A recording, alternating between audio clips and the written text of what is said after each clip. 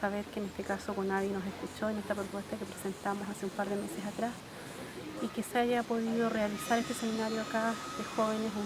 Yo siento que es un Futatragún, en realidad no es un tragún pequeño, sino que es un Futatragún.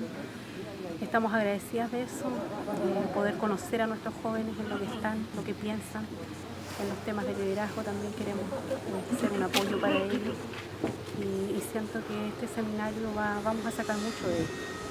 Una excelente iniciativa que estamos financiando como CONADI, como programa Chile Indígena. Nos parece fundamental poder hacer formación continua de jóvenes indígenas en distintas partes del país.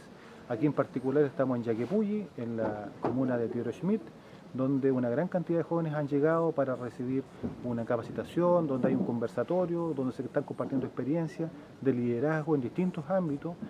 Se ha relevado mucho el liderazgo del emprendimiento, el liderazgo político, el liderazgo de mujeres indígenas en las distintas instancias, y nos parece fundamental apoyar iniciativas de este tipo.